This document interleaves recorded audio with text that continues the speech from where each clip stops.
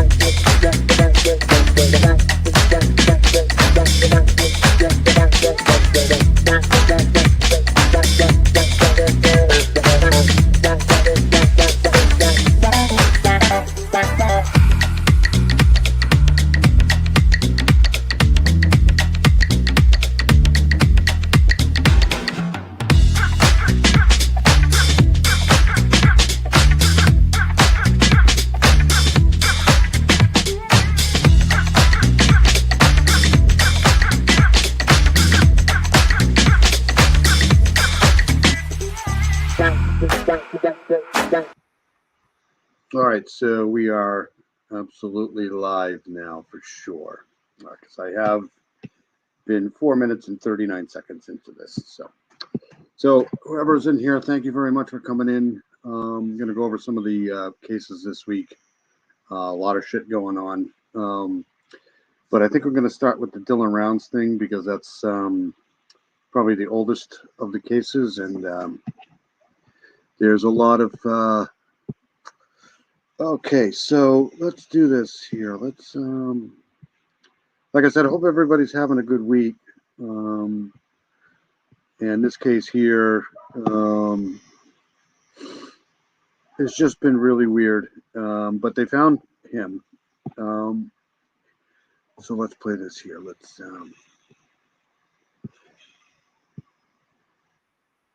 give me a second. I'll share this here. And hello, Karen. How are you? No Manimal tonight? Or are you just checking in? All right, let me present this here. This is just like I had zero hope they were going to find this guy. But obviously they got some cooperation from the guy that unalived him, and hopefully they didn't give him too much because, this is just one of those cases here where, oh, all right. So let's play this here. 2 years. Authorities. So anyways, if people don't know about Dylan Rounds, he went missing, I think it was a year ago, maybe longer than that. And they just found his remains last week. So let's play this. Police have found what they believe are the remains of Dylan Rounds. The Box Elder County Sheriff's Office made the announcement last night. The victim's mother says the man responsible for her son's death led authorities to his body. In tonight's Justice Files, our Courtney Johns joins us with the very latest on this case. Courtney. Candace Cooley says her son, this has been a long time coming, and all she wants to do is bring her son home. Our son does not deserve to be alone out in that desert. I'll tell you, the mob crew is, okay. 27-22. Yeah, okay, so 2 years. Almost 2 years. Chris from the mob crew done a great job with this case. I mean, he went out there with drones and everything. Just really did a great job on this whole thing. But this woman here deserves all the credit. She's been front and center. This is the mom here. So, all right, here we go. What a scary, I mean, whether he knows or not, I don't know, but we know. We know. 700 days. Just come forward. Just somebody tell us something. That's roughly how long Candace Cooley has gone without seeing her. Hey, Miranda, how are you? I think it was around May-ish, late May. I just couldn't remember the year. You know, when you get to be my age, things go really fast. If that guy Mark is the guy that you were talking about, Miranda, just boot him. Anyways, let's get done with this here. Let me hide my face. Let's see here. Stop here. Very good. Okay, very good. You're just doing okay? It was almost 64 degrees here yesterday. The only problem was it was raining. But 64 is good. I don't care what it's doing outside. It's better than 20. Her 19-year-old son, Dylan Rounds. Like, it seems like it's been forever, but it doesn't seem like it's been any time at all. It was Memorial Day weekend, 2022. His family went to check on him at his farm in Lucin, only finding his boots near his camper. He was so excited when I talked to him Thursday. He says, Mom, my grain's growing. It's coming up. I'm going to get a crop this year. Well, so-so's okay, right? Actually, I've had a good week.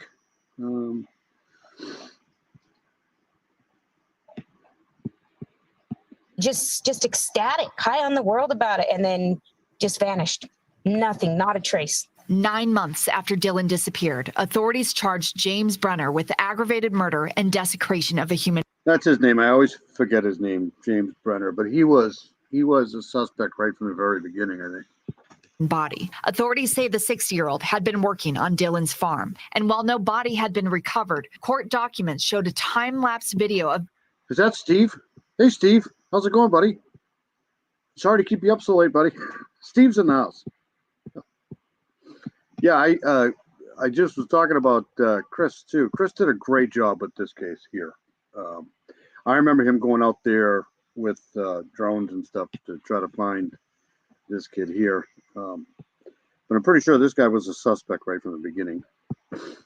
Brenner cleaning a gun with bloodstains on his shirt around the time Dylan disappeared. That shirt later testing positive for Dylan's DNA. But every time you go to court, it's like, please, just say I did it.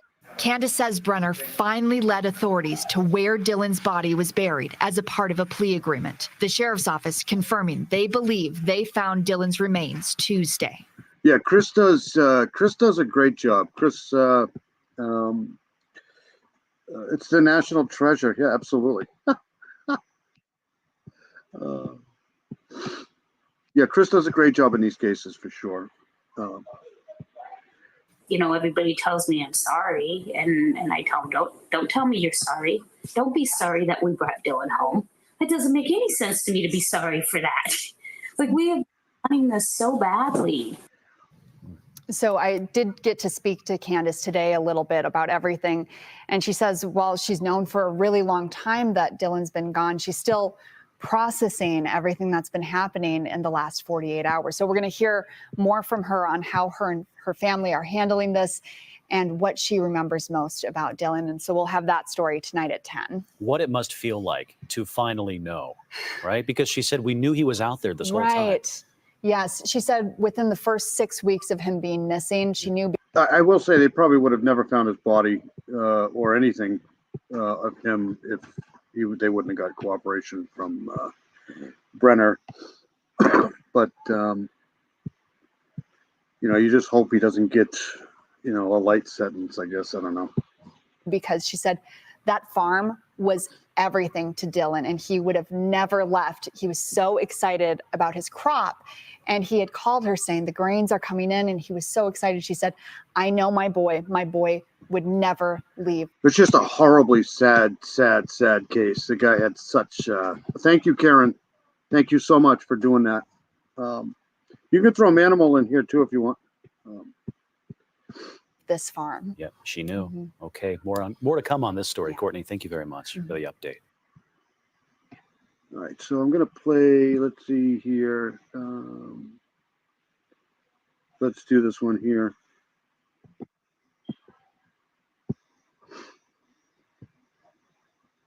The criminal case against the man allegedly responsible. Welcome to Sidebar, presented by Law and Crime. I'm Jesse Weber. Tragic story of Dylan Rounds and what we know so far in this criminal case. So Dylan Rounds was... You're not going to find better than Steve, True Crime Web. Steve is really, really good. All right. Thank you, Karen. I try to catch all the lives I can. Lately, it's been a little bit busy for me. So plus I've been trying to get other channels going.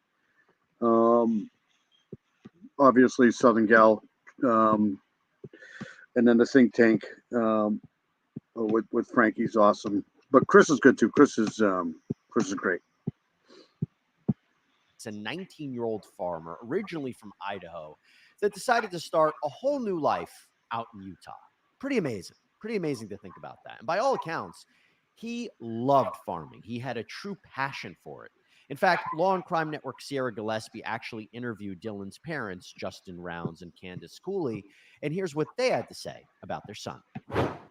Dylan from the time he could toddle around with his dad and his grandpa, that was just it. We knew, he was going to be a farmer and that's what he was going to do. I mean, his hobbies were farming. It sounds kind of odd.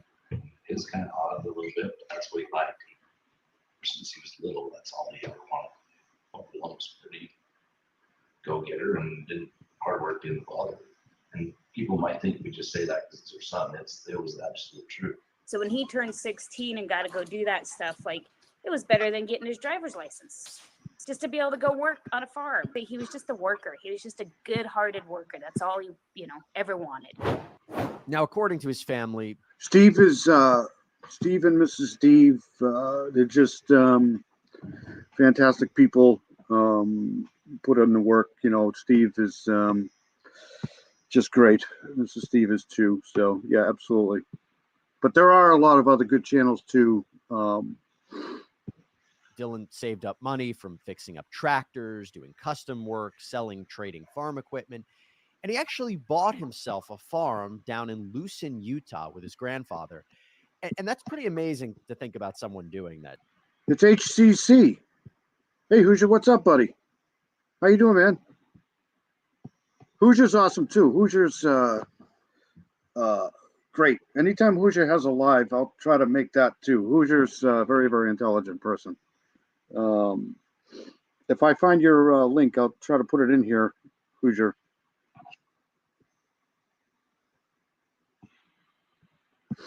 As a teenager doing that. But apparently, again, he had this love for it. Now, Lucin is in Box Elder County. This is... Hey, Arctic Fox, how are you? I've been trying to see if I can get that. I probably won't be able to. But if there's no investigation going on with the Timothy D's thing, they should be able to release that footage from that store. I'd like to get my hands on that video footage of him being at the store. I'd like to see, kind of what how he's like in the store there. Is near the Utah-Nevada border.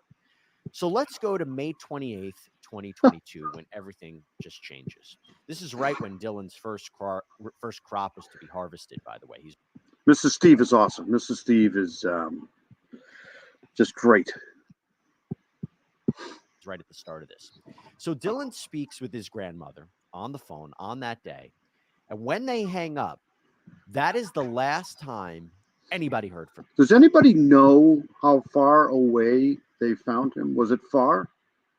I don't know about that. I don't know how far away from that farm where his boot was found he was found.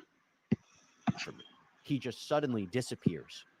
2 days later, Dylan's mother reports him missing, as this comes after not hearing from him, and especially after they discover something very important. It was Monday that Dylan's best friend called me and said, "Have you heard from Dylan?" And I said, "Well, no, I talked to him." This woman here is remarkable. She just is. She wasn't going to let this case go to sleep. That's for sure.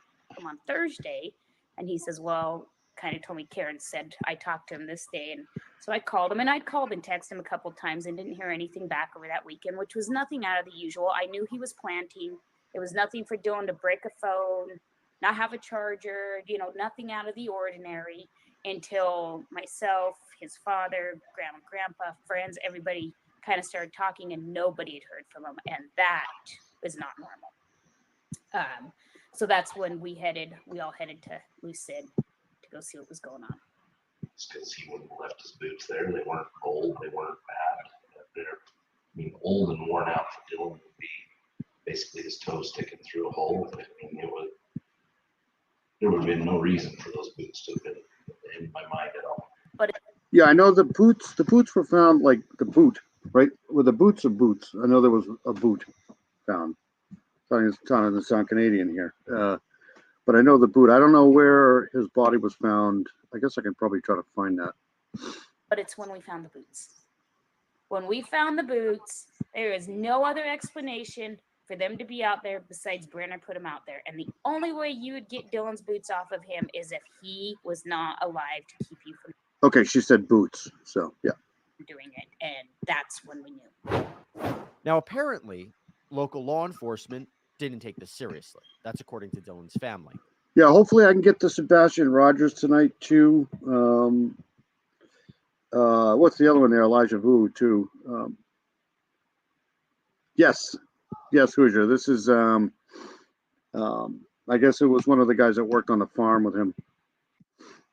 In fact, they say that the sheriff's office told them that they thought Dylan might have just gave up farming and wandered off. They even said that the police mocked them for their concern and that officers didn't want to make the long drive to the farm to check out what was really going on. But eventually that changed, and law enforcement actually began to look more into Dylan Round's disappearance. And in July of 2022, Box Elder County Sheriff's Office announced that then 58-year-old James Brenner was considered a suspect. So who is James Brenner? Well, according to Dylan's mother, Candace, Brenner was an acquaintance of her son. Actually, he was his neighbor. Really, he was a trespasser, if we want to be honest. Brenner was squatting in a trailer that was a few miles away from Dylan's property. And Mr. Brenner has quite the history, or maybe I should say criminal history. You see, according to various reporting, Brenner shot a man in the 1980s over a work dispute. And back in 2012, Brenner was sentenced to... Yeah, I think Brenner was a suspect all along. They got onto him really quick, I think, thanks to Candace and everybody else basically telling them to look at him. But they arrested him, I think it was like 3 or 4 months, maybe 6 months after, on something else. And then they obviously made a plea deal with him to give up the location to where he put him. And let's just hope it's not, geez, I hate that when they do that. But what are you going to do?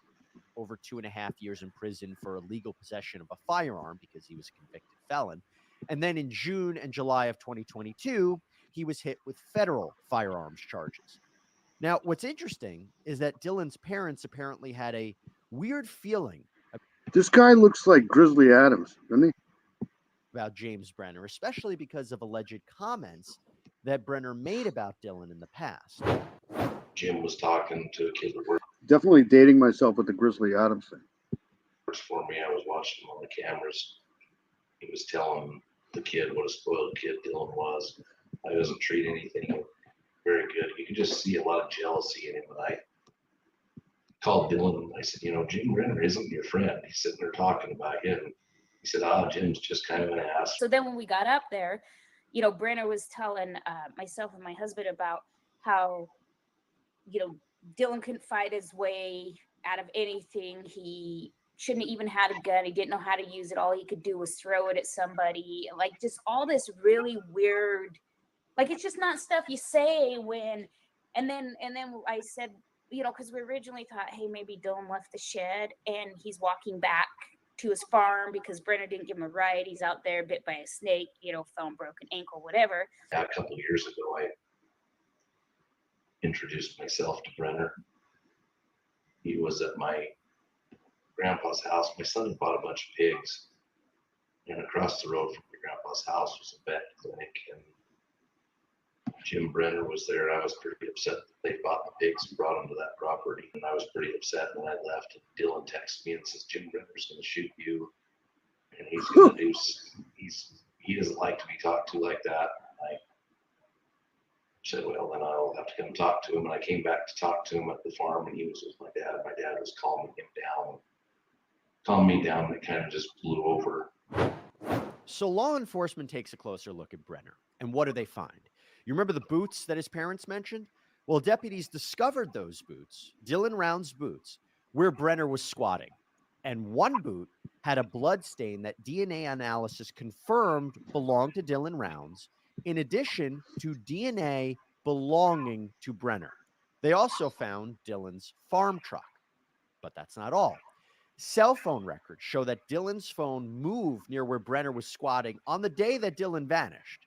And they also find Dylan's actual phone at Lucin Pond.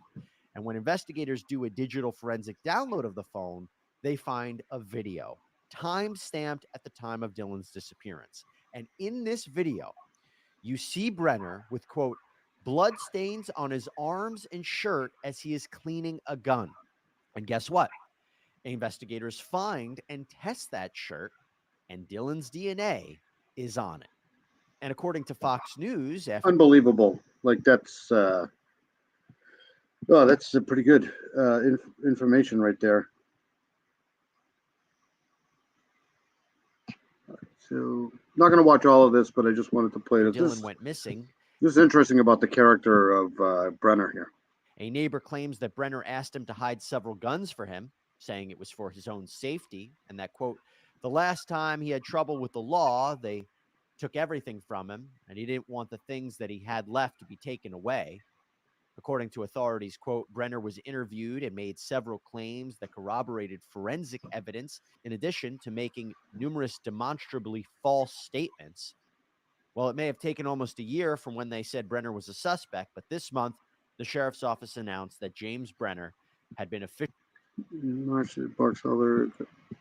Criminal charges with the first district court in Box Elder in connection with investigation disappearance of Dylan Rounds. James Brenner was formally charged with aggravated murder, first degree felony. Was this a DP case? Probably not. officially charged with aggravated murder and abuse or desecration of a human body in connection with the disappearance of Dylan Rounds. And by the way, he was actually charged while. Hey, Dean, how are you? Good to see you, buddy. Just going over some of the true crime cases of the week here. Hoosier's in the house. I can't believe that. Hoosier's awesome. Go check him out. He's got a great channel. Very smart. Still behind bars on those gun charges I mentioned as well. Now, sadly, at the time of this recording, Dylan's body has not been recovered. The sheriff's office has indicated and confirmed that the search will still continue. As for Dylan's parents, you can imagine the charge. All right, so that was the character of James Brenner there. Guys, probably going to get off with a slap on the wrist here. We'll see what happens with that. That's the last. I mean, in that case, that's all the trials left. But all right, so we're going to go here to. Let's do this first because I wanted to do this. This was not here in the country, but this was. Let's see here. I wanted to cover the Australian thing, so give me a second here while I find that. All right, so this is. Let me share this here. So this is this guy here in Australia. So these people are going to be speaking a little funny, but right here. So this guy here just, again, just decided he wanted to go out and start unaliving people with a knife. So let's start this from the beginning. And this is coming out of Australia. So this, I think this happened yesterday. We are standing by for a press conference with police headquarters for the latest information on the Bondi attack. Any minute now, police will be updating us. That is going to be a briefing from the Assistant Commissioner, Anthony Cook. We believe it's going to be about operational matters. Let's go to him now.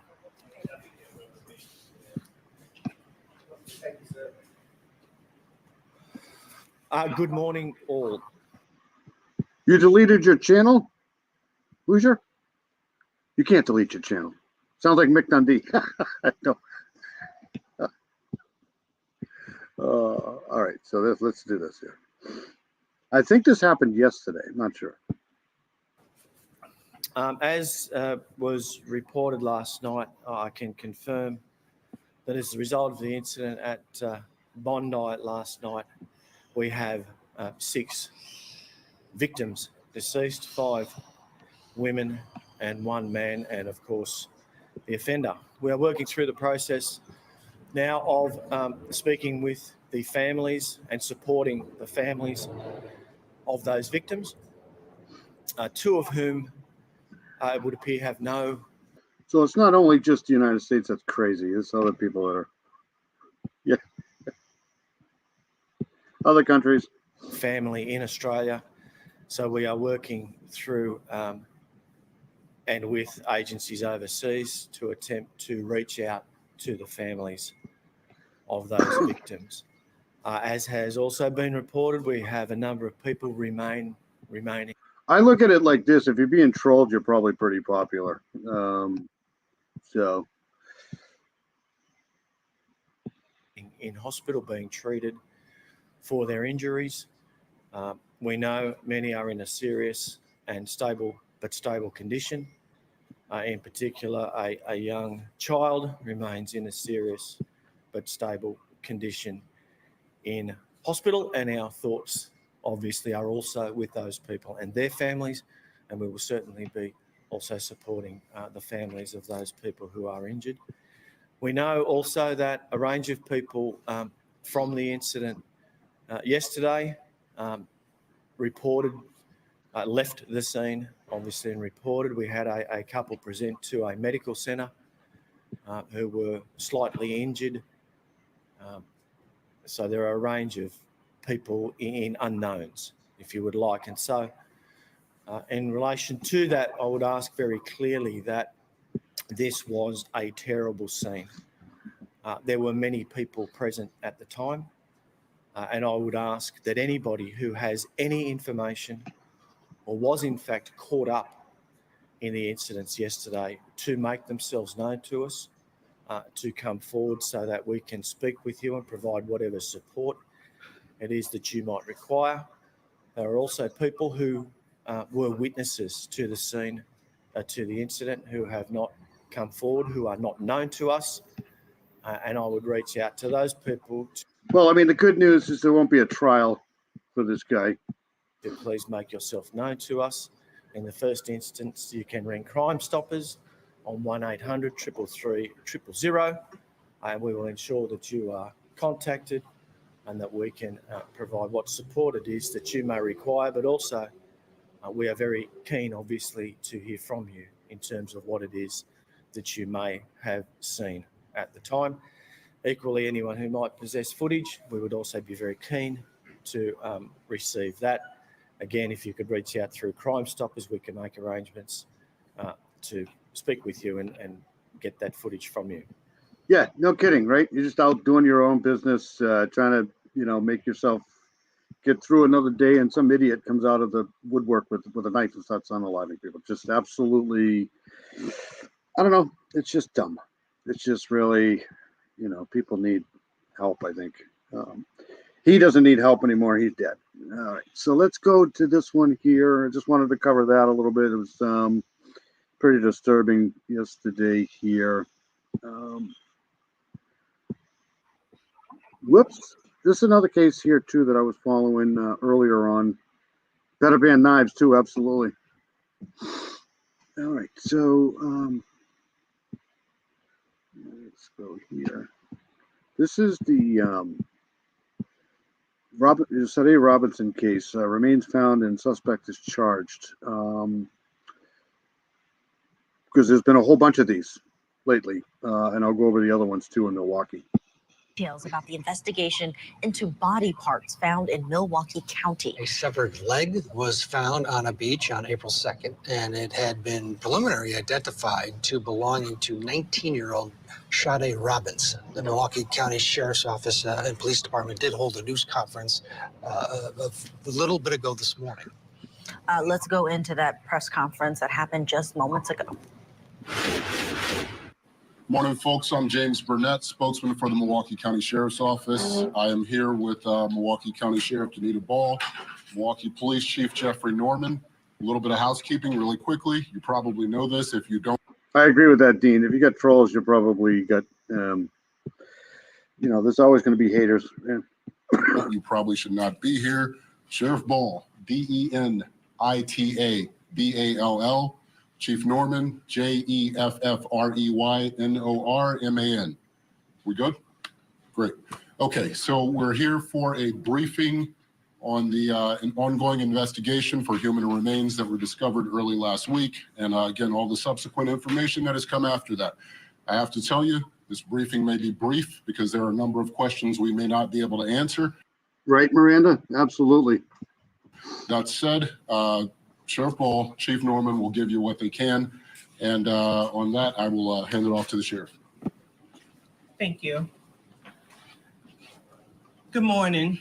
Thank you for being here. Today, we're going to give a brief update regarding the severed leg that was found and some of the human remains that have been found throughout Milwaukee County. As you know, so apparently, I don't know if anybody's been following this, but there's been a whole bunch of body parts showing up in Milwaukee, around the Milwaukee area there. And I think this one is the case where they've actually arrested somebody, but they're saying they're not all, I don't think they're all the same person doing it. So on April the 2nd at approximately 5:29 p.m., Milwaukee County 911 dispatch received a call from Cudahy Police Department regarding a I guess what I'm saying is I don't think they think they're all connected. Severed leg. And not the funny thing, but the strange thing is there's been another body pulled from Ladybird Lake, too, down in Austin, Texas. I was going to go over that tonight, too, but we'll see. Warnemont Park. They're also saying that it's not no foul play with that one, too. It was near the golf course and the pumping house. And so the leg was amputated from the around the hip down. And triggering alert here with this. Very triggering. As a result, the leg appeared to be that of an African-American female.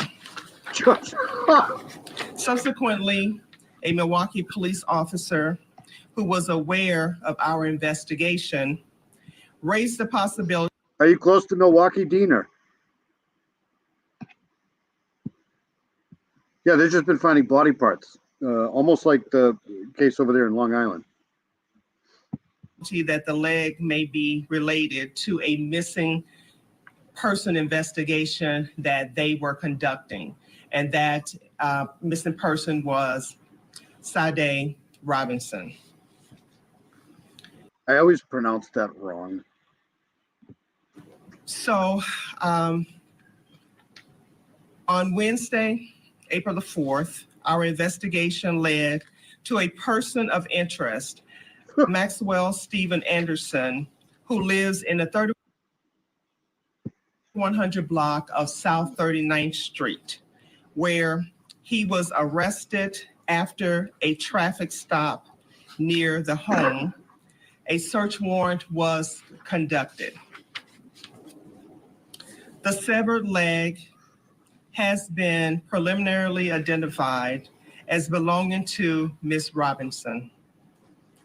Our thoughts and prayers go out to the Robinson family, friends, and the Milwaukee community who have embraced this family.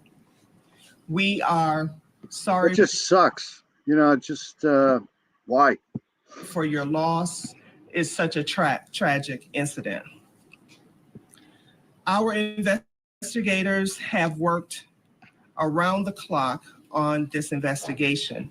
As a result of their diligence and with the help of our criminal justice partners, the District Attorney's Office issued charges today against Maxwell Stephen Anderson for first-degree intentional homicide, mutilating a corpse, and arson of property other than building.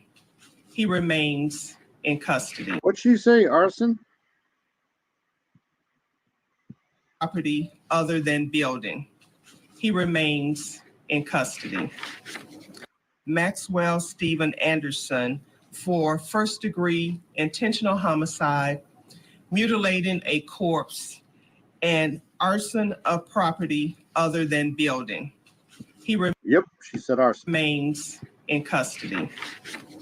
The Milwaukee County Sheriff's Office would like to thank all of our partners involved in this investigation, specifically the Milwaukee Police Department, the Cudahy Police. I don't think so. I think they just found her leg. But I could be wrong.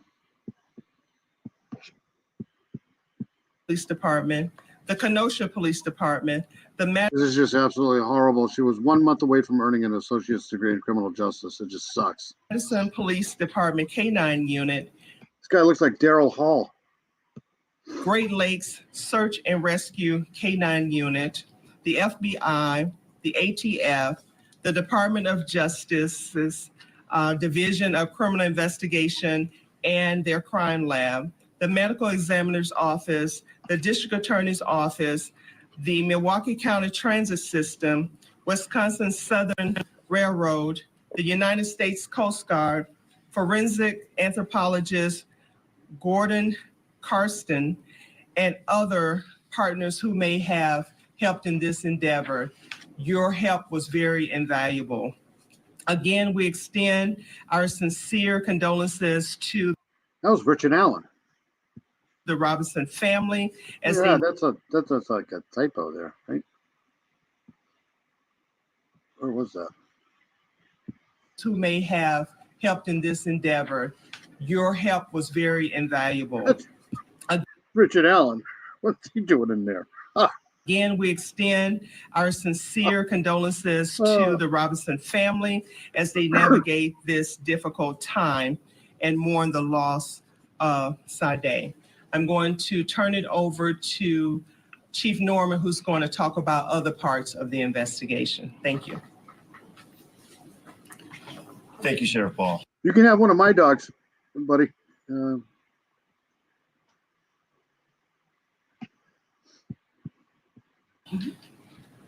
First and foremost, on behalf of the Milwaukee Police Department, our hearts and prayers go out to the family of Sade Robinson. This is a horrendous tragedy, and above all else, we cannot imagine the pain that you must be going through, please know that you have our deepest thoughts and condolences. Details of some of the Milwaukee Police Department. That was so weird. They had an image of Richard Allen.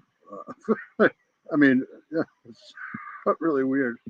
His involvement can be found in the criminal complaint that was filed by the district attorney this morning. What we can share at this time is this. On April 2nd, Milwaukee Police Department. I thought I was seeing things. What the hell was he doing in there? Oh, that's weird. Department investigating arson at the 2800 block of West Lisbon Avenue. Video surveillance recovered. I literally thought I was seeing something. That was a big mistake from them.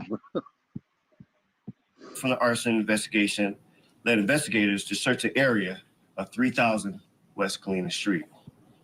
On Friday, April 5th, investigators located human remains in the area. On Saturday, April 6th, MPD continued the search in the area and located additional human remains. Reported missing. She was missing. Reported missing on the April Fool's Day. On the railroad tracks. Later in the evening on Saturday, April 6th, MPD returned to the area when Miss Robinson's family located her blanket. At this time, I wonder what that image of him would be doing in their database. That's weird. That was weird for sure. Detectives located additional human remains. The identification of the human remains recovered by MPD are still pending. I repeat that. The additional human remains is still being looked at, and the investigation is pending in regards to the identification of that. Please note, we continue to search for additional evidence that has not been located. Anyone with information is asked to contact Milwaukee Police Department. I always wanted a German Shepherd my entire life, and I finally got one a couple of years ago, and now I don't want anything to do with it.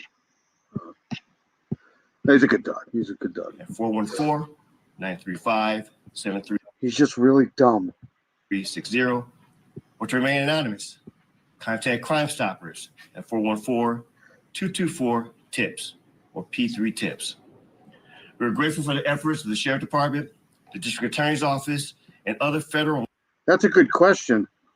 That might have been Court TV. You're right, because I got a double.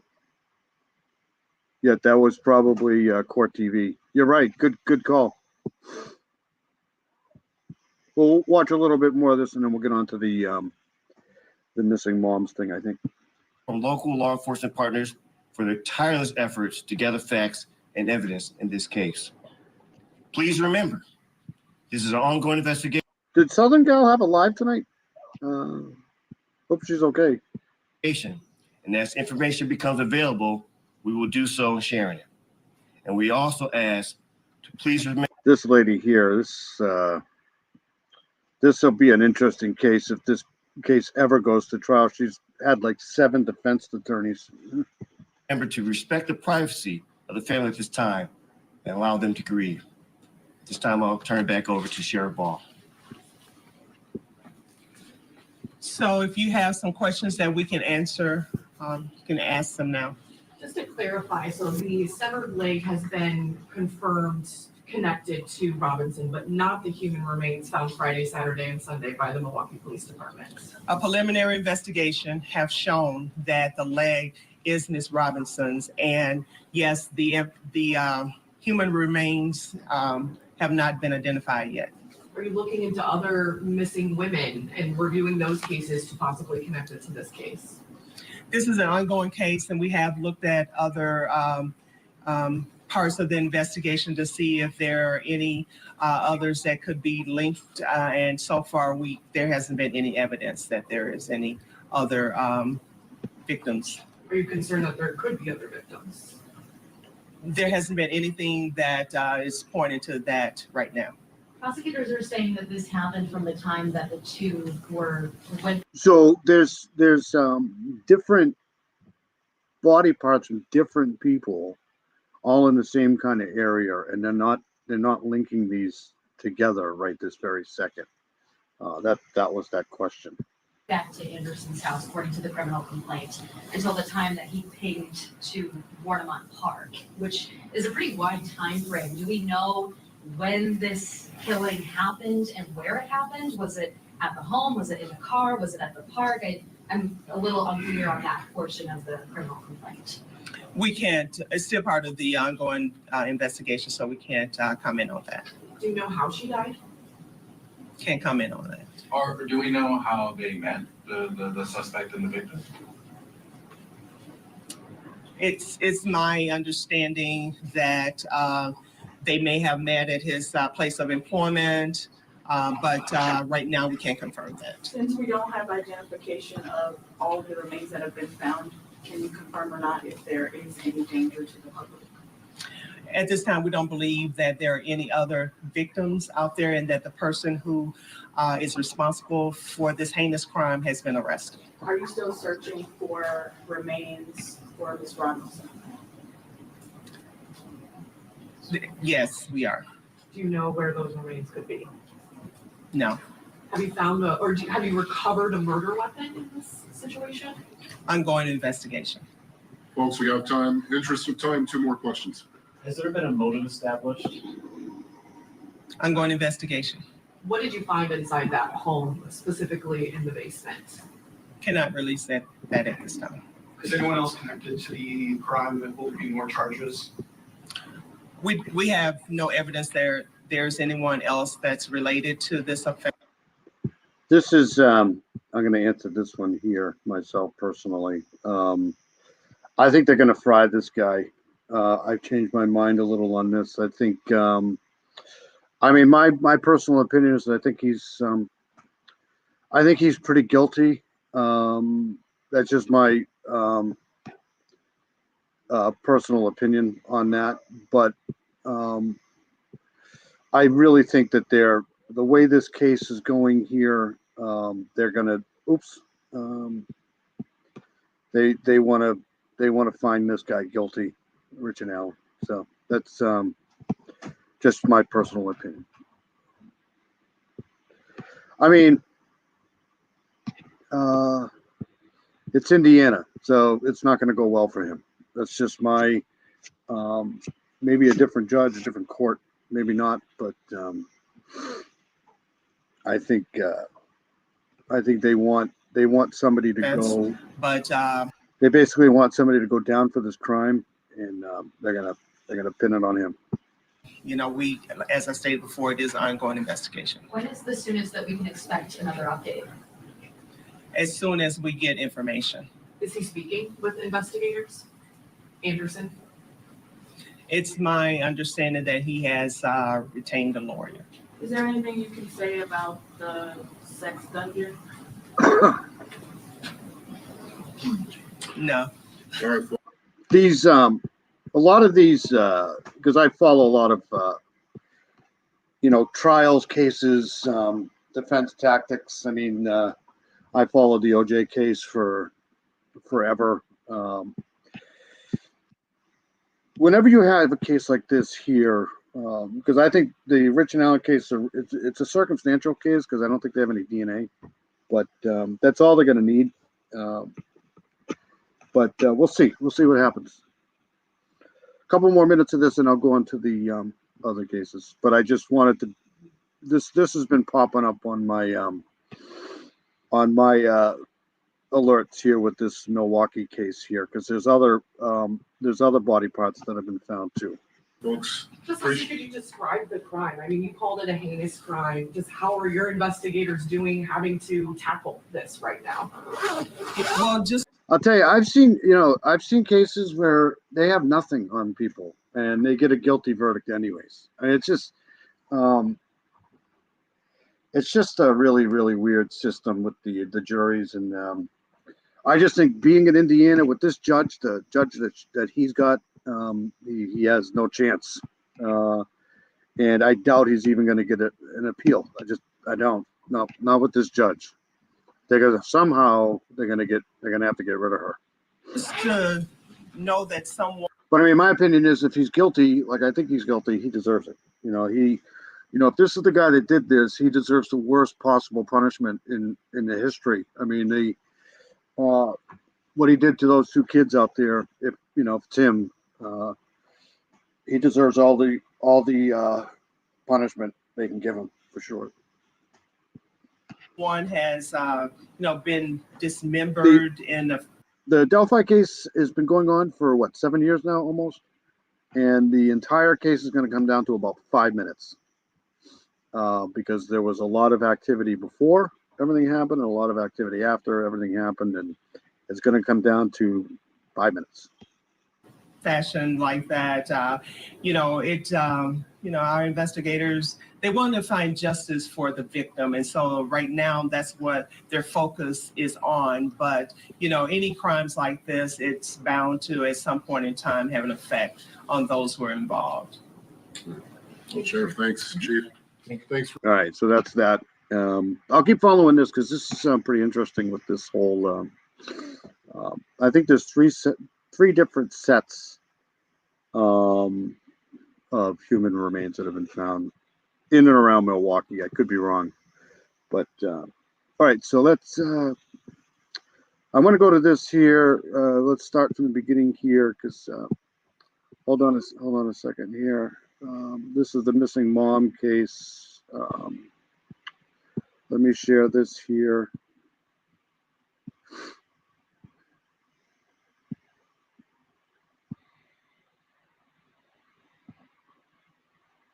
All right, so this is going back a little bit here. This was done yesterday, I think.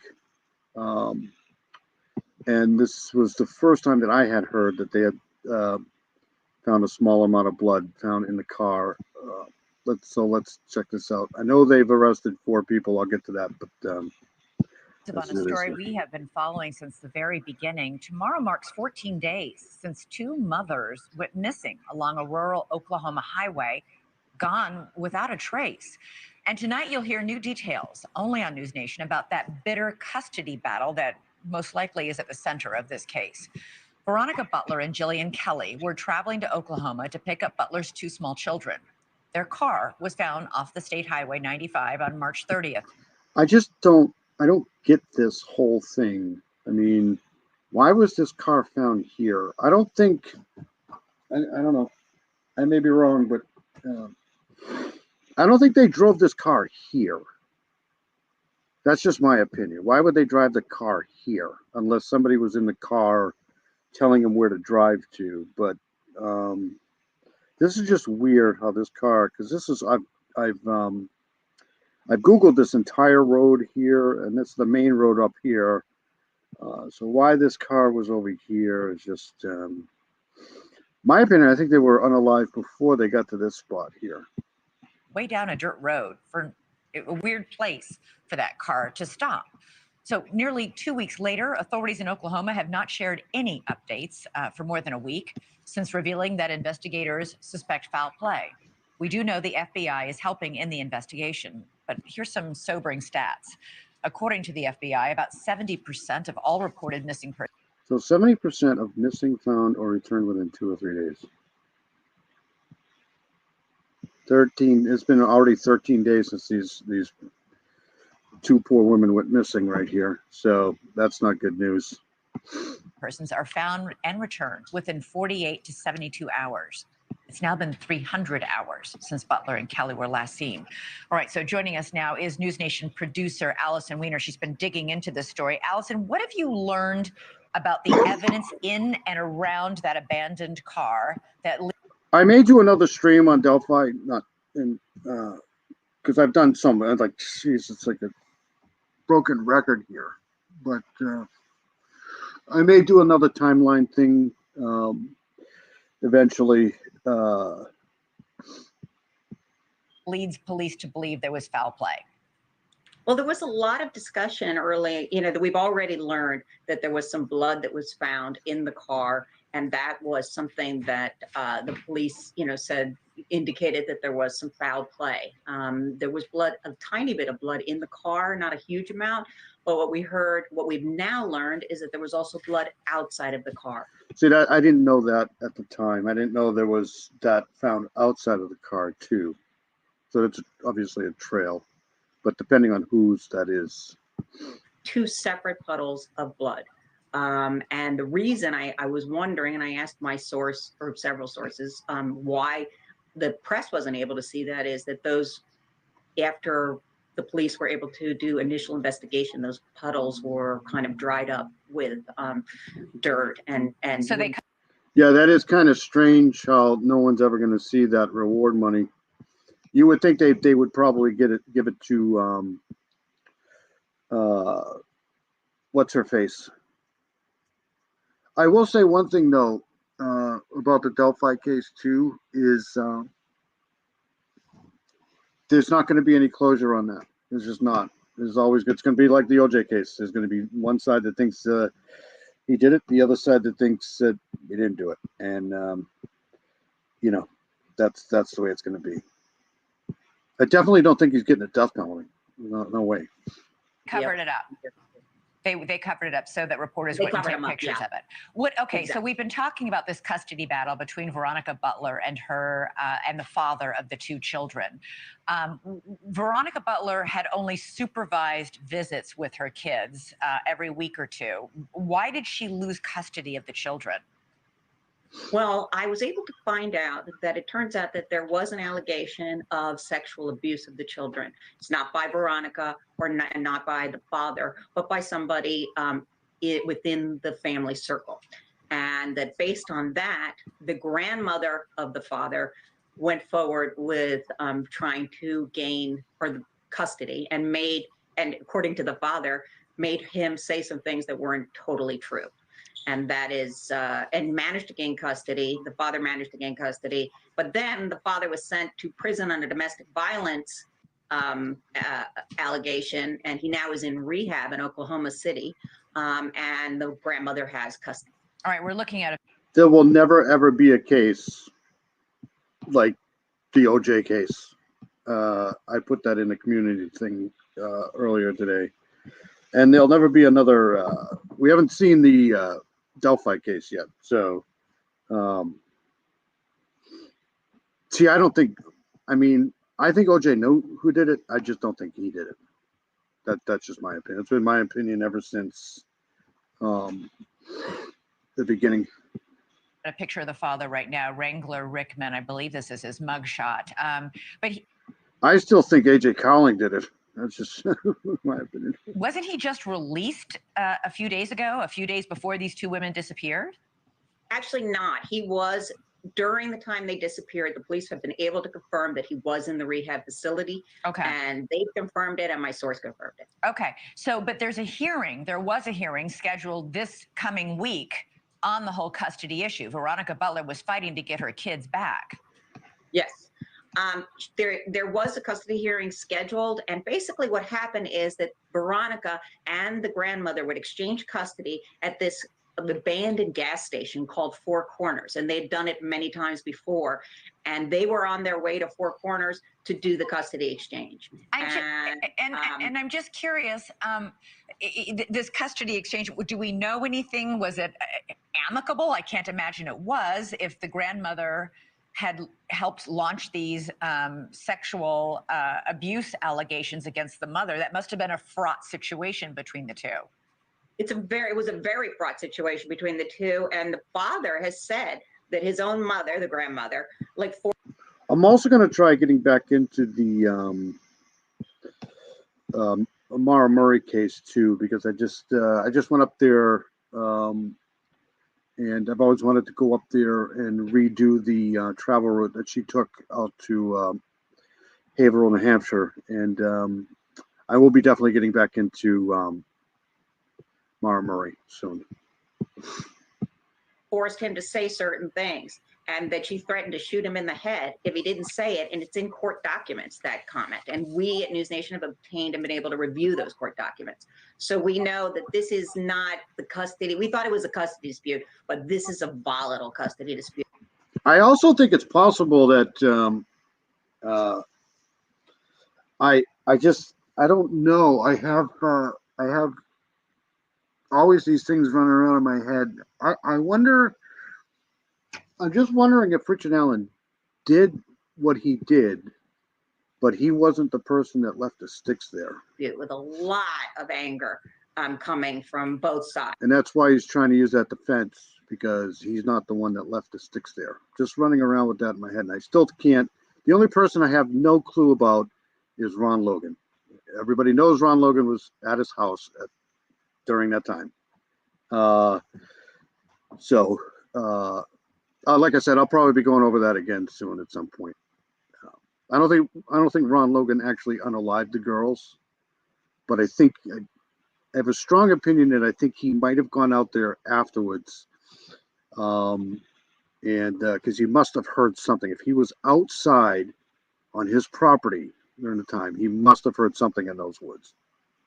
And I think when they came looking for the girls later that night, he waited for everybody to leave, and then he went out there and checked on it for himself. That's just my personal opinion.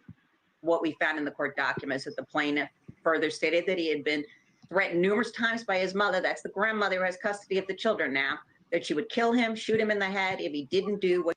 Hey, Jocelyn, how are you? Good to see you.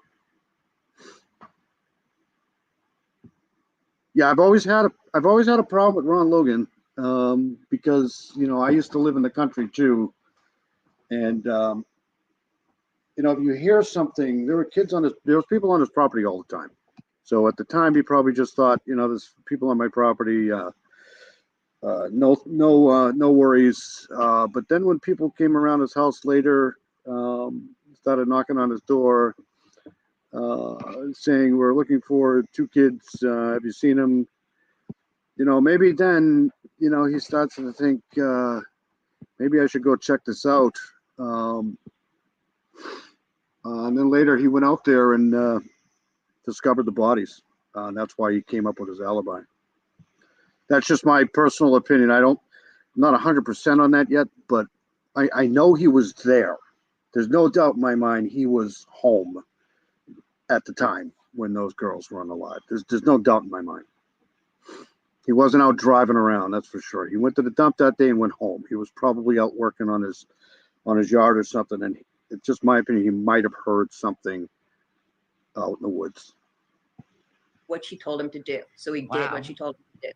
And a lot of people there, a lot of people there are afraid of that family, Allison. We've found out from several reporters who've been down there on the scene. Yeah, reporting on custody issues or potential, it's difficult and dangerous work, but it's work that needs to be done because we need to try to help find these women. Yeah, I don't think he unalived him either. I just have always wondered if it's his property. He knows the property like the back of his hand. I mean, he can go out there with a couple of flashlights. I think he had horses too. So it's always been something. And that's probably why Richard Allen is making such a big stink of this, because he's probably not the one that left the sticks out there like that. It's just that's been playing in my mind lately too. Thanks so much for watching. All right, go so that's to that. joinnn.com So now let's to find go. News Hold on a Nation second here. I want to go here. Stop sharing this. To the latest on this one here.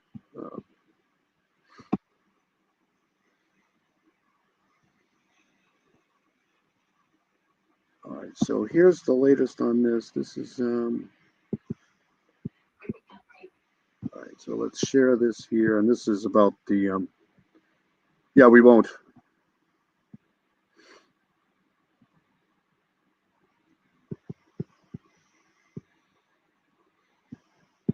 Just in from. Okay, so this is about the 4 people taken into custody.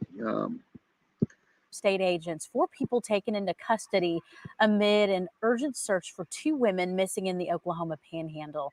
2 weeks ago today, the Texas County Sheriff's Office reported the suspicious disappearances of 27-year-old Veronica Butler and So, from what I know about Ron Logan, he changed it. He said at first he said he left at 3, and then I think he said he left at 2:30. So he changed his story twice. But he couldn't have. There's no way. How long does it take to get to the fish store? I think it's like 30 or 40 minutes, something like that. I know for a fact he was there. He was definitely at his house during the time that these crimes were taking place. He was home. There's no doubt. 39-year-old Jillian Kelly. The pair were traveling together to pick up their children, but never made it. Then their car was found abandoned in a rural area with evidence of foul play. The evidence that was in the vehicle. I think the receipt from the fish store was 5 something. Was around the vehicle, the condition of the vehicle, all of that is still under investigation at this time. Not a lot of buildings, not a lot of homes, no cameras. It's made it extremely challenging, but that's why we stress again that if you know something, please say something and please reach out to us. OSBI confirming to us tonight that 4 people have been taken into custody in connection to this, but 4 people, that's a lot of people. That sounds like a setup to me. If they got 4 people, it's telling me that there's some sort of a coordinated effort here with 4 people, but we'll see. They have not yet released those identities. We know the suspects were arrested in Cimarron and Texas counties. The women are still missing tonight. Does anybody know if I should have looked that up before I came on tonight? If any of the family members live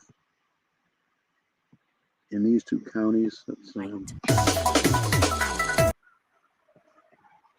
all right, so we're going to go here. Give me a second, because I want to cover this too.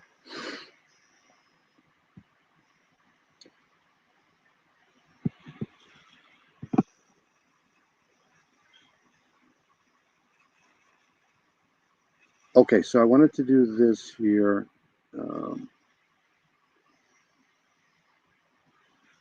This came out of Miami a couple of days ago.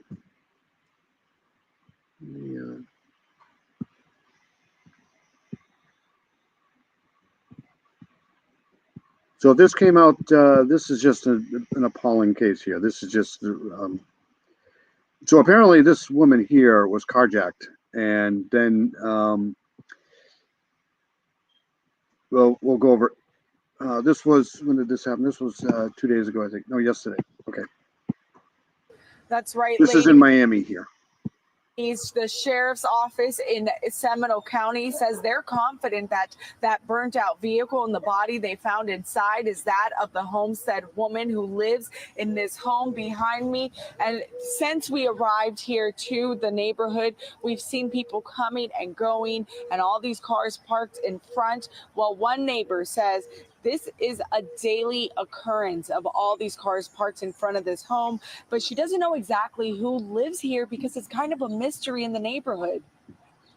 Constant cars coming and going and people in and out. You say hello to them and they just keep on going.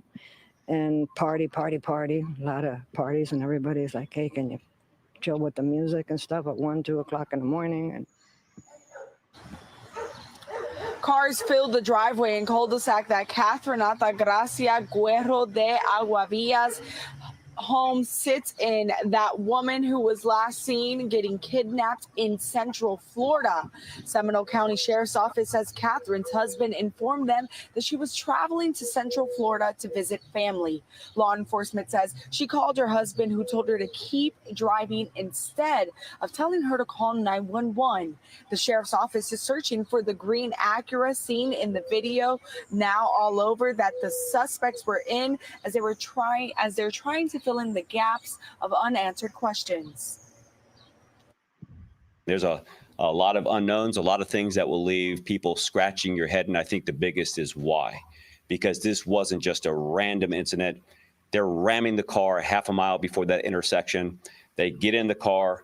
Why did she? One of the people arrested was one of the missing lady's mothers. That's weird. She and her husband not call 911. I don't know. Why did she stop at the red light? I mean, there's a lot of things that we'll absolutely never know. But this is a tragic incident, nevertheless. Now, the sheriff's office says the body was damaged severely, that they believe the reason they believe it is Catherine is because of the timeline of when that video was taken of the green Acura smashing into the car she was driving. And from the time that they actually received the 911 call of the vehicle being burned completely. In Homestead, Nakaya Carrero, CBS News, Miami. All right, so this is the one here, I think.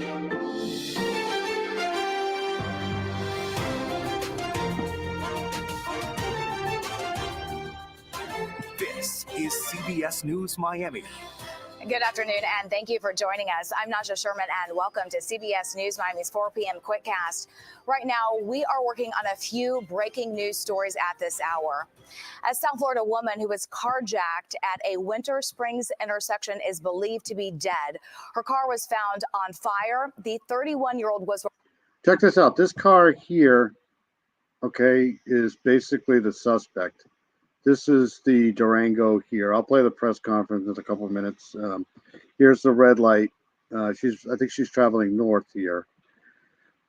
And this car kept bumping the back of this car, her car, her Durango here.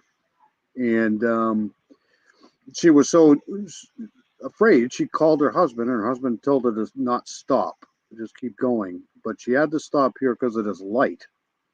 And that's when this guy got out of the car, went up to the driver's side door, showed a gun, and then, the rest of the story is pretty much history here. Reportedly traveling to Central Florida to visit family and was reportedly carjacked. During a press conference earlier today, the sheriff's office said they believe that the burned car is... Yeah, that's what I thought. For the missing moms, I thought it was the mother of the father. Those people look really weird to me. I wouldn't doubt it. That of the victim, along with the body found inside. CBS News Miami's Nakaya Carrera will have much more tonight at 5. Also breaking and the person who was behind that green car was the one that was videotaping that whole thing there. So that's how they got the information. So let me play the press conference here.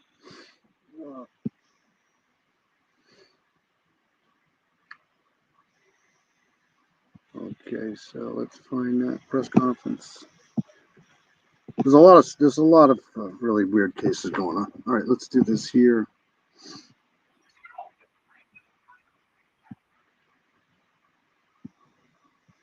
All right, let's play the press conference. So this is the press conference. That's what I would have done. I would have just floored it, but obviously that was a pretty busy intersection. So let's.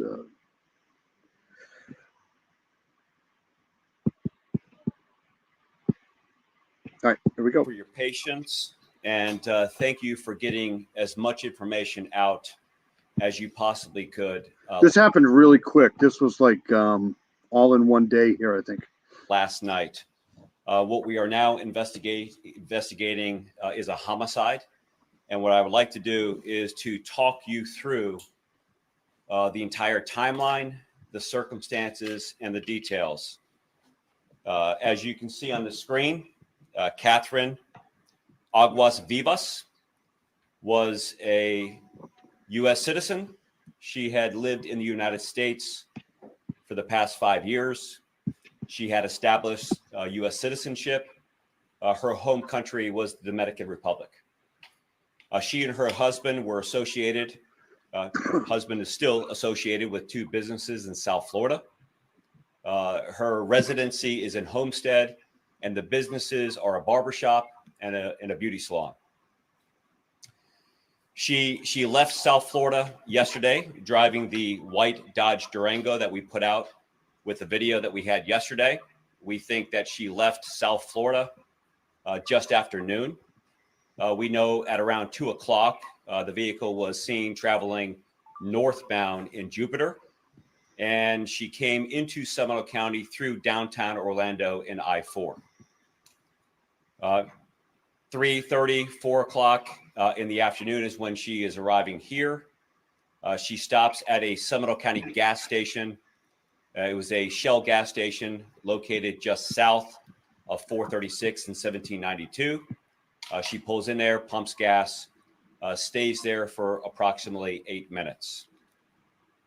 She travels from that location heading northbound on 1792 into Seminole County, and then ultimately gets into Castleberry. Yeah, apparently with the missing moms case, there was a bitter dispute going on with the custody of the kids. And I mean, that's my guess, is that she just went absolutely freaking berserko and lashed out. And I've seen stuff like that before on different cases. So not saying that's exactly what happened, because I don't know, but it looks pretty good. Some people are just really weird, man. Just sick. And turns down Button Road and weaves through the back streets on East Lake through Winter Springs. About a half a mile before the intersection of East Lake Drive and Tuscaloosa Road, and that's the location of the intersection that the video was released on. About a half a mile or so prior to that intersection, she started to notice that the green Acura was behind her, and the Acura was actually ramming into her back bumper at that time. At that time, she picked. So that green car, or that greenish color car behind the Durango at the stoplight, was basically doing some sort of road rage tour, trying to get her car, carjack the car.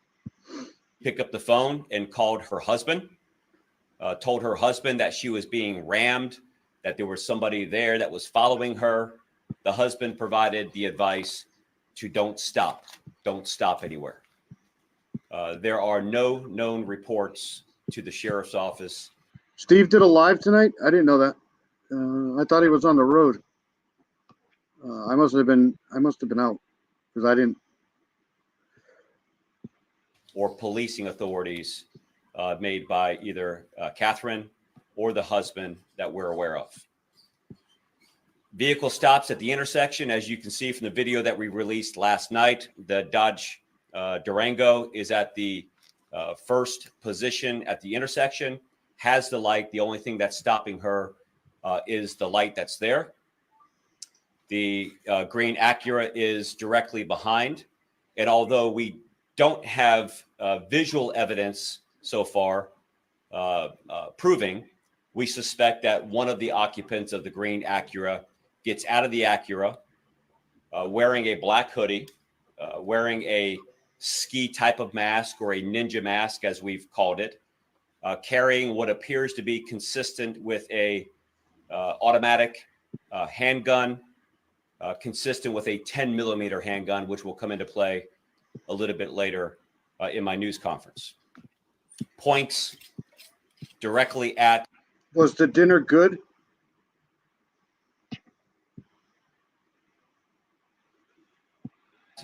The driver, Catherine, tells her, we suspect, to unlock the door, which she does. He jumps in the rear passenger seat behind the driver, and she immediately makes a U-turn. This is witnessed by the driver that's behind the vehicle. Another occupant inside the vehicle is the person that is filming from their cell phone the video images that we have and that we've released of the incident.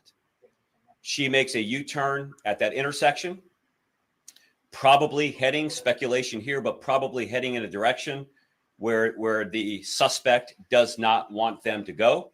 And we suspect that he orders her to turn around again. Japanese steakhouse? Yum. Wow. Lucky you.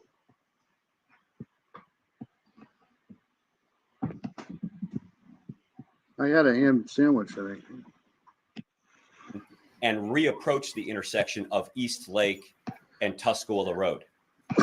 At that intersection, they turn south and they're heading southbound, nearly rush hour traffic here, southbound on Tuscola. Actually, let me rephrase that, a ham sandwich. Better. Road towards the Seminole Orange County line, all the way. I really appreciate everybody for coming in tonight. I do. HCC and everybody. It's always good. HCC is a great guy. I should go find his link. And she came into Seminole County through downtown Orlando in I-4. 3:30, 4 o'clock in the afternoon is when she is arriving here. She stops at a Seminole County gas station. It was a Shell gas station located just south of 436 and 1792. She pulls in there, pumps gas, stays there for approximately 8 minutes. She travels from that location heading northbound on 1792 into Seminole County, and then ultimately gets into Castleberry and turns down Button Road and weaves through the back streets on East Lake through Winter Springs. About a half a mile before the intersection of East Lake Drive. Oh, you did it already. Tuscola Road. And that's the location of the intersection that the video was released on. About a half a mile or so prior to that intersection, she started to notice that the green Acura was behind her, and the Acura was actually ramming into her back bumper at that time. At that time, Thank you, Miranda. Let me see what happened up here.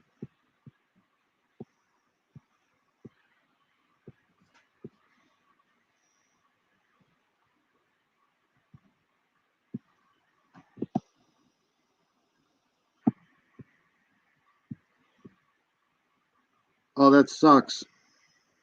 Oh, that's terrible. Oh, that's awful. Sorry to hear that.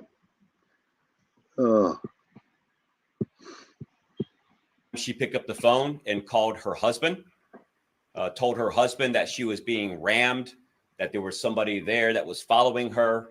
The husband provided the advice to don't stop anywhere.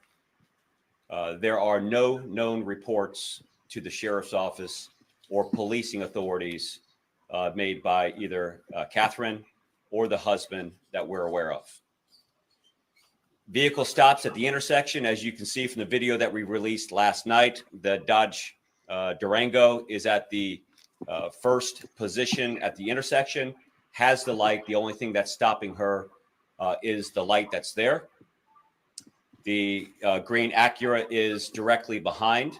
And although we don't have visual evidence so far proving, we suspect that one of the occupants of the green Acura gets out of the Acura wearing a black hoodie, wearing a ski type of mask or a ninja mask, as we've called it, carrying what appears to be consistent with a automatic distance, but not so far away that eyewitnesses could not report hearing gunshots and ultimately the smoke of a fire that was set ablaze, the vehicle that was set ablaze.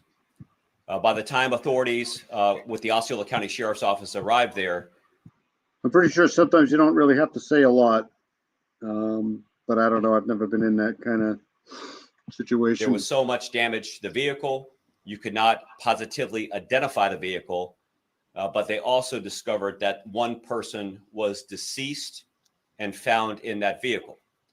Now, it's important part here because we believe that to be the vehicle and the decedent to be Catherine, but we have to positively confirm that through the scientific method of DNA examinations. And Does this sound fishy to you, though? I mean, why would somebody carjack somebody and then unalive that person and then, I don't know how to say this, triggering, I guess, arson that person? I mean, that just doesn't make any sense. dental records, but from all accounts of looking at the scene, it looks like the vehicle and is consistent to everything that we've seen so far. In addition to that, there was 12 shell casings there of 10 millimeter rounds. 12. And 1 projectile that was located on the ground at that location. Circumstances leading up. Follow-up investigation. Yeah, normally in carjackings, right, they're looking for quick, quick stuff. I would think. I don't know if they're necessarily carjacking to unalive somebody. I don't know. It just sounds like overkill there, right?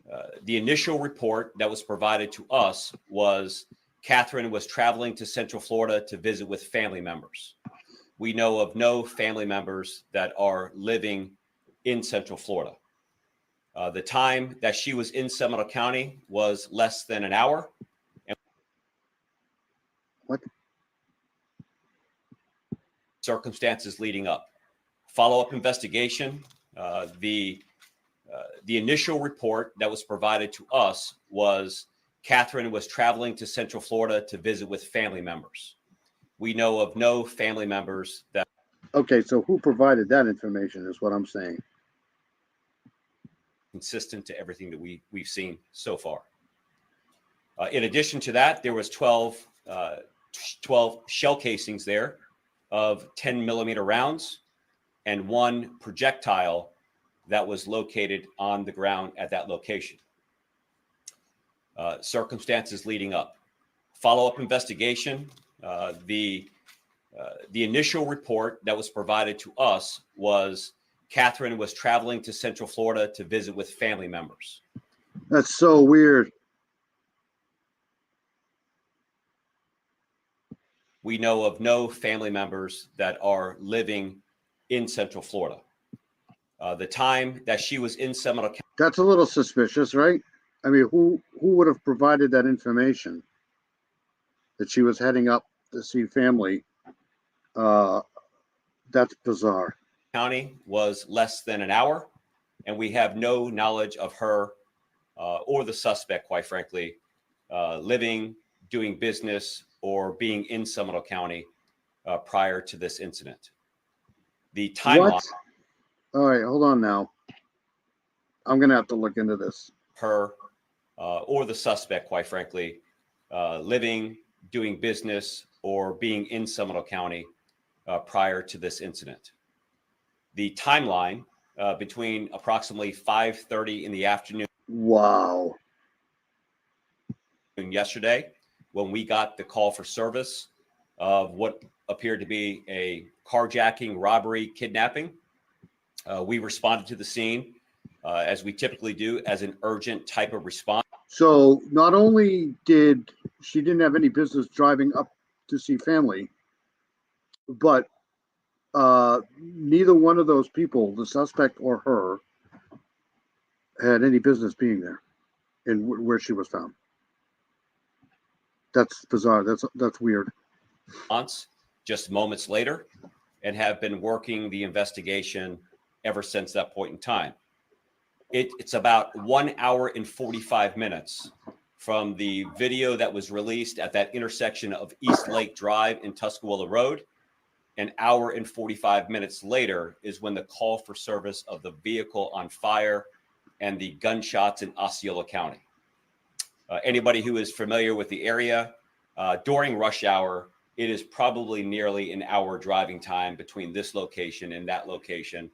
We suspect it was a direct route between here, going down Tuscaloosa Road, getting on ultimately 417, heading southbound, and going right to that location to commit this murder and homicide. We do feel that the occupants of the green Acura, both the driver and at least one other person that got out of the car and entered into the Durango, knew exactly who they were following. We are, again, still putting together. This shouldn't be laughing. This is starting to sound more like a setup to me, man. They knew exactly who they were following. Is that what he just said? to try to explain a motive. There's no criminal history here. The occupants of the green Acura, both the driver and at least one other person that got out of the car and entered into the Durango, knew exactly who they were following. Wow. Wow. We are, again, still putting together to try to explain a motive. There's no criminal history here for either Catherine or her husband in the United States. There's no clear indicator why somebody would do this. Why would they target them? But we do feel and believe because she was being followed. They were watching that. She called her husband. The husband said, don't leave the car. No reports to law enforcement that this was not a random act of violence, that the perpetrators knew exactly who they were going after, why they were going after them is something that is a part of our ongoing. Yeah, this is fishy, man. This is I didn't watch this whole thing. I shouldn't be laughing. This is horrible. But yeah, I mean, I'd be looking into their relationship angle, life insurance, all of that stuff. Continuing investigation at this time. We've spoken to her husband, family members, and that process will continue on. The green Acura is obviously a vehicle that we're incredibly concerned about right now. We've released that last night, and we're releasing it again today. So that's the car there. Yeah, this is really weird. So if anybody saw the Durango or the green Acura yesterday afternoon, witnessed any of this, that now in the aftermath is kind of putting some pieces together on something that you witnessed. I mean, why would they do that? Why would they go to all the trouble to burn the car? It doesn't make any sense to me. That's, that to me, that's not being smart. We want to encourage you to contact the Seminole County Sheriff's Office or Crime Line, where you can be eligible for a financial reward and can remain anonymous. We're specifically looking for any bit of information that you saw during this entire encounter, or if you recognize this vehicle that had a partial obstruction to the tag. That's just so weird. We don't think the obstruction to the tag was intentional. There was some plastic covering that was on the license plate. The plastic covering just had become wore out, and it was difficult to capture the tag identifiers in the video. Again, just my opinion. He's not basically coming out and blurting out and saying this, but I think they already suspect the husband being involved in this. That's my opinion. Any information about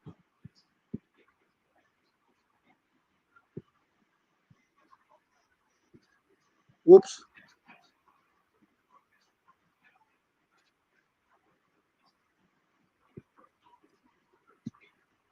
Hold on a second. I just lost this stupid thing. Yeah, that doesn't. Hold on. I just clicked out of this for some reason. Sorry about that. All right, we're back. We do believe that vehicle and Catherine are the homicide victim in that location down in Osceola County. And as soon as we get some more information, we'll be happy to share that with you. With that, I'll open for questions. But before I do, please continue to understand. I'll answer whatever I can. But this is a fluid, ongoing investigation that's 19 hours from start. Yeah, I mean, why would this be? I mean, I guess there's always going to be an ongoing investigation, but it's a fluid, ongoing investigation. It's telling me that there's, I don't know, I could be wrong, but this sounds really weird right now. And again, with that, I'll open. All right, so that's that. I want to go here. Give me a second here, because this happened to. I try to cover some of the stuff that nobody else covers, I guess. I don't know. But I get alerts on my my page here, so I try to play some of this stuff. Let's hold on a second. I'm going to keep following that one though, because that's I don't think that's over yet. And it's usually always the husband. I mean, it's 70%, I think. All right, so this is going on in Pennsylvania here. Murder arrest after remains discovered in the basement of a Pennsylvania home. I think this is a cold case thing here, but let's check it out. This is outside of Wilkes-Barre, I think here. The Luzerne County District Attorney's Office made a number of arrests into the kidnapping, torture, and murder related to the Carlisle Street investigation that occurred several months ago. The victim of that murder was Nicole Cuevas, a 38-year-old female from Saginaw, Michigan. In early 2023, she traveled to Wilkes-Barre with one of her murderers. Upon her arrival, she stayed at the Carlisle Street residence. Not long after moving there, unfortunately, things with her roommates turned sour. She attempted to gather the money to return back to Saginaw, Michigan, but was unsuccessful. During her stay there, she was handcuffed to a basement post. Over the course of several weeks, she was severely beaten. The beatings resulted in bruising, a broken ankle. Nearly all of her ribs were broken. Her nasal cavity was destroyed. Her head was shaved. She was stabbed and slashed in several places, including her arm, her torso, and all over her back. And her hyoid bone in her neck was broken. That is generally indicative to investigators of strangulation. The evidence revealed that she was also kicked and stomped, and at some point strangled, all of which led to her death. Following her death, she was wrapped in a tarp, tied with electrical cords and rope, and buried in the dirt floor basement of 142 Carlisle Street. Related to that investigation, we uncovered a body behind the Host Inn alongside the Cross Valley Expressway. The property of 142 Carlisle Street at the time of this murder, the owner of that property was Deborah Fox. Deborah Fox has been identified as the body alongside the Cross Valley Expressway. Naturally, we believe these two investigations and incidents are related. The death investigation of Deborah Fox remains under investigation. Today, I'm relieved to announce that in a joint investigation with Wilkes-Barre City and the District Attorney's Office, the following arrests were made in the murder of Nicole Cuevas. Desiree Lynette, Faith Beamer, Jason Race, William Wolf, and Sarai Doyle were all arrested for murder. In addition to the murder charges, they are all currently incarcerated on charges of conspiracy to commit murder. Fox, so I credit them with corroborating statements of witnesses, not all of whom were truthful at all times. And that's a tribute to their hard work and their experience in recognizing that certain statements were false.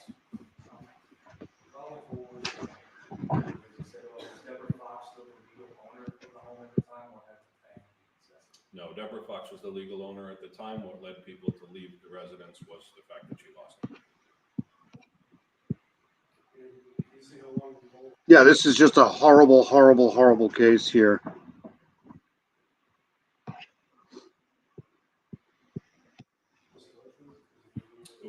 Hope you're doing well, Jocelyn. It's good to see you in here tonight. It's always good to see you guys. Over the course of many weeks. I should start doing more lives. I only do one a week. Like I said, I'd like to try to start getting back into some of the deep dive stuff. But there's always so much shit going on. It's just really hard to do. But I will try to start doing more lives for everybody, I guess. But I also don't want to step on anybody else's toes. So maybe early morning shit. Is there any belief that this time that Deborah Fox was involved with Nicole? No. No doubt. Everybody looks kind of stoned. Thanks, Dean. You guys are awesome.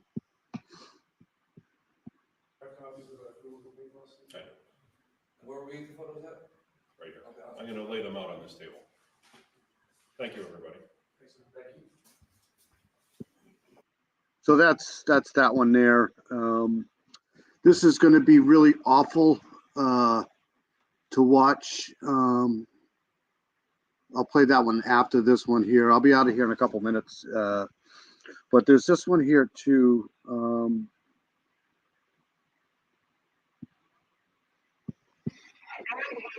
Oops, let me get out of this here.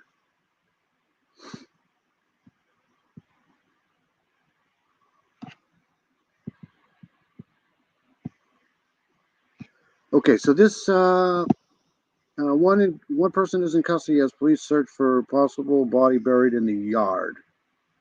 So this was done 13 hours ago. I think this is the same one. Let's do this here. This is also in Oklahoma here, and I found this one here when I was looking up the missing mom case here. So let's back up here. Is here at noon. I'm Kent. We begin with breaking news. The Oklahoma City Police Department say they got a call that someone had been murdered near Southeast 59th and Bryant. Officers have had that street blocked off since around 5 o'clock this morning.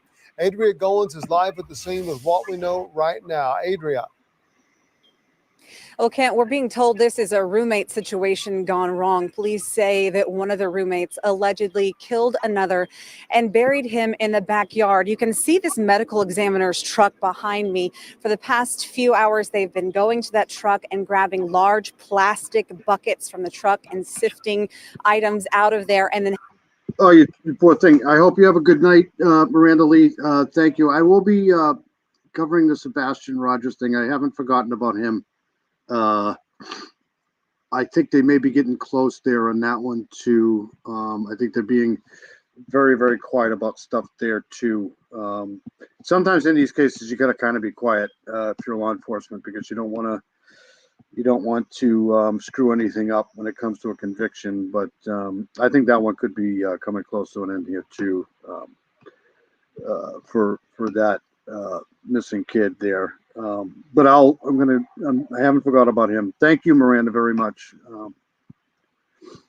Miranda's awesome. and heading to the backyard. And I want to show you, if you can look in between these two homes right here, you see this blue tent back there in the distance. There are investigators and medical examiners underneath that tent where there is allegedly a man buried. McIntyre Law Chopper 4 flew over that scene earlier, and you could see officers under that blue tent working on the crime scene in the backyard. Now, investigators told me they found freshly turned dirt, which is where that body is buried. They have to dig this up layer by layer, and it is a very long and tedious process. They're using shovels and sifters, and they say it could take hours. Now, one man is in custody, Juan Lopez. He now faces a charge of first-degree murder. Neighbors that we spoke to say that the people that live in that home moved in about a year or so ago, and they would occasionally see them outside on the front porch. Now, it has been rainy and cold here all day, but investigators say that is not going to affect the dig, and they will be out here until that body is recovered. Live in Southwest Oklahoma City, Adria Goins, Oklahoma's News 4. All right, so hold on a second. I want to shift this here. I guess I could have just stayed right there. What am I doing? I want to go here.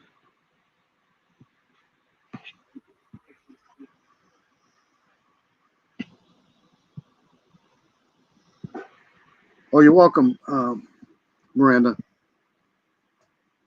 I want to go back to this one here because this was done 3 hours ago. So let's check out this here. So this is going back to the Milwaukee woman here.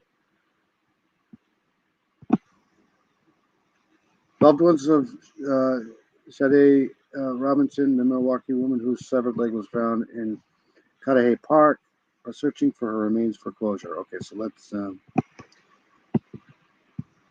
Loved ones search for the rest of a Milwaukee woman's body 1 day after prosecutors charged a man with killing her. Fox 6's Durante Matthews joins us in studio to show us where that search is now focused. That's right, Bill. Loved ones of 19-year-old Shade Robinson now know all of the places where her phone was the night police say she was killed. The family tells me finding the rest of her body is now a matter of closure.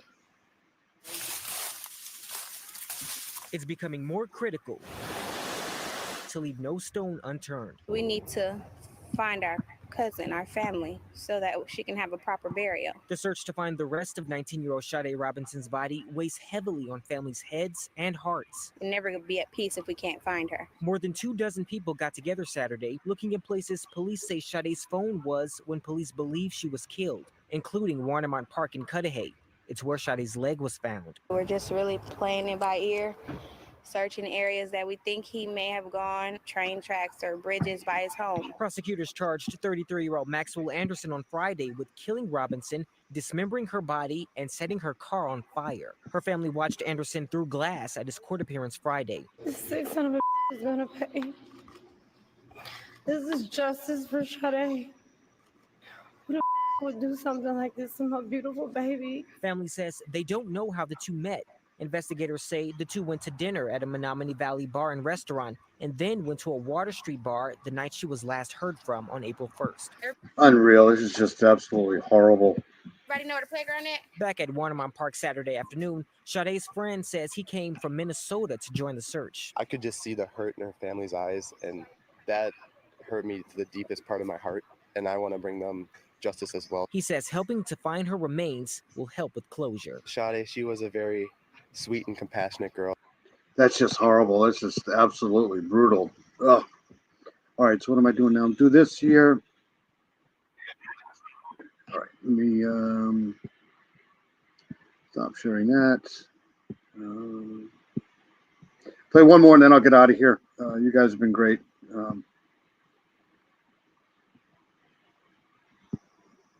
This one here. So this is more about that body that was found in Oklahoma in the backyard.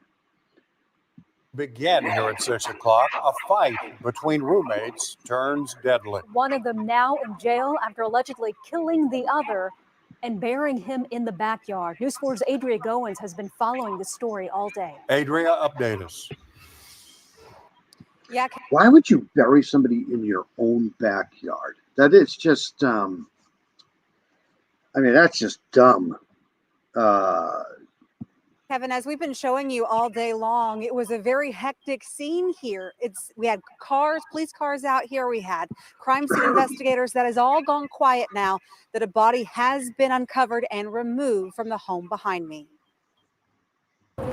People in the Oak Cliff subdivision waking up to a crime scene. Pretty crazy. It's alarming. Finding out investigators are digging up a body buried in the backyard of this home. That's pretty chilling. Yeah, that's scary, you know. You never know who your neighbors are. It's pretty scary. I mean, I don't know if I want to even live in this neighborhood after this. Oklahoma City police say it was a roommate situation gone wrong. One roommate allegedly killing the other, then burying the body. McIntyre Law Chopper 4 flying over the scene Wednesday. You can see. That's just me. Or does that look like almost look identical to Rex Heuermann's house?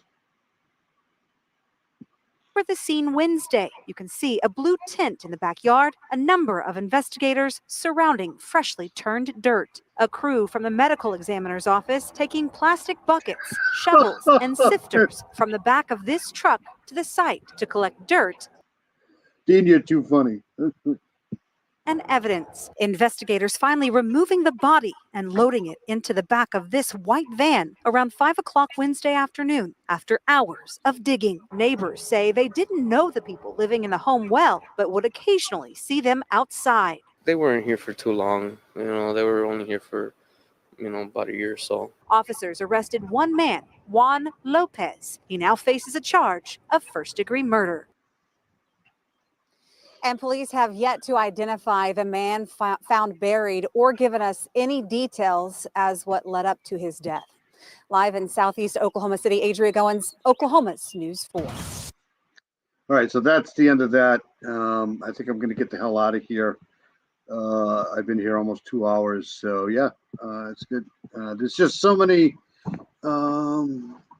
freaking cases going on. There's the Sebastian Rogers. So I may come on later. I don't know. It's 2:30, so yeah, I may come back on later and try to do that. But I want to thank everybody for coming in.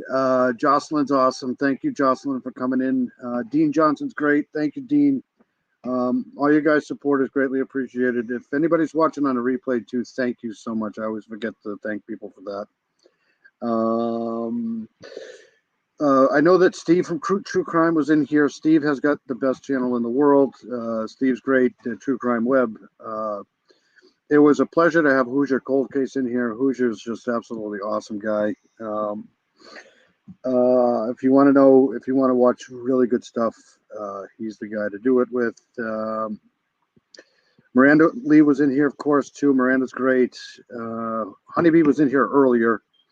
I don't know where she probably went to bed. Dean was in here. I was in here. Let's see here. I know that Karen Lee was in here too. I should probably write all these things down. I mean, it can't be that difficult.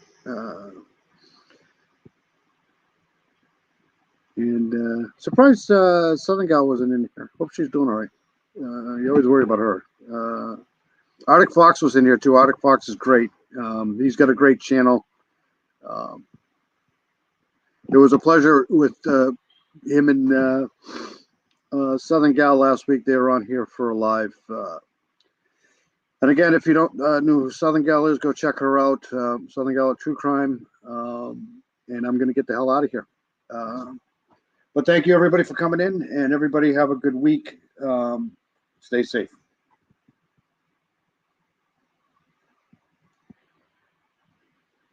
Have a good night.